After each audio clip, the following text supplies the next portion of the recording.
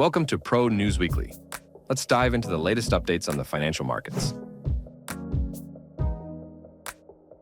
Rumors that the White House will demand Asian partners to strengthen their currencies were a cold shower for the USD index. The correction to the downtrend was cut short, with the dollar falling against the South Korean won, Japanese yen, and other currencies.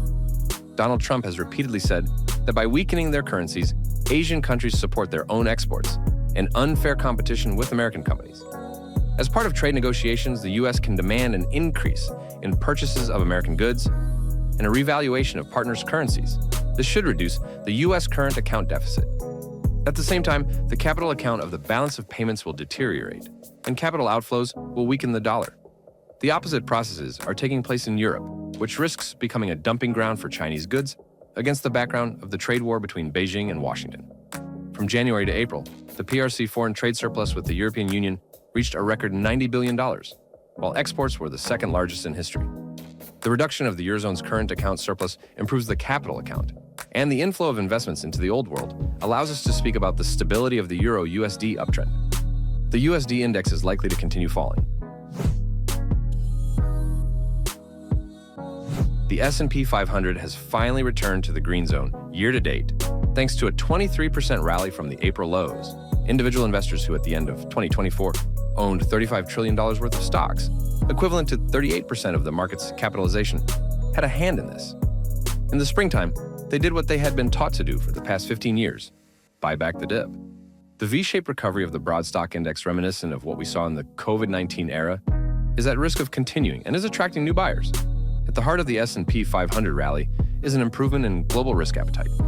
This is linked to receding fears of a recession in the U.S. economy. The lower the rates, the less likely a recession will occur, and the higher the yields on treasuries. Not surprisingly, treasury bond yields and the broad stock index move in tandem. The S&P 500 isn't even spooked by the Fed's reluctance to cut the federal funds rate, which Donald Trump is urging Jerome Powell to do.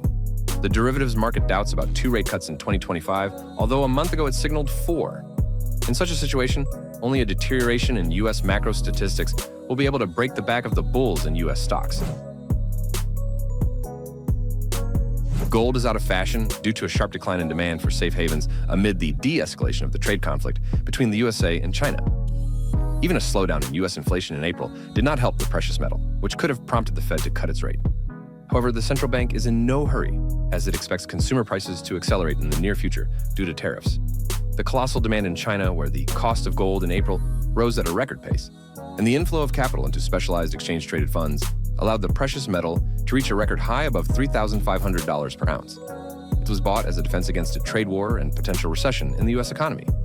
Now, these processes are reversing. The chances for recession are decreasing, and Beijing and Washington have reduced mutual tariffs from highs of 145% and 125% respectively, to ranges of 30% and 10%. The decreasing uncertainty of economic policy also favors the fall in the gold price. Investors increasingly understand what Donald Trump intends to do, which reduces demand for safe havens. As a result, if recession fears don't return, gold risks falling towards $3,100 per ounce and possibly lower. Bitcoin continues to come under pressure due to capital outflows into the U.S. equity market, amid a rapid rally in stock indices and into Ether, which has been more efficient of late due to a technical update. Meanwhile, shaken risk appetite is increasing the likelihood of a Bitcoin correction. The first cryptocurrency's correlation with the S&P 500 and NASDAQ 100 has declined, as has the market capitalization of digital assets. Meanwhile, Congress continues to work on the Stablecoin Act. The Senate has blocked previous drafts due to provisions prohibiting Donald Trump and his family from receiving income from crypto projects, while the Republican is in the presidential chair. Supporters of digital assets are increasingly doubtful that the current White House leader's campaign promises to make the U.S. the crypto capital of the world will materialize, putting pressure on BTC USD. U.S. trade negotiations with its partners will continue to be at the center of investors' attention. Particularly interesting is how the relationship between Washington and Brussels will develop. Donald Trump has called Europe nastier than China, while the EU is preparing a €95 billion retaliation package should the talks fail. Sweden said the EU would not be happy with a deal similar to the US-UK one. At the same time, markets are increasingly convinced that considering earlier import duties, a weighted average tariff of 8% for Britain and 39% for China is a base. Forex will continue to be nervous about the inclusion of the currency policy topic in U.S. negotiations with Asian countries. Data releases on European business activity, UK inflation, and retail sales are of note on the economic calendar. The Reserve Bank of Australia's meeting is also attracting attention. Will it lower the key rate, or will it prefer to wait for signs of the impact of trade wars on the land down under? Geopolitical tensions could return to the spotlight.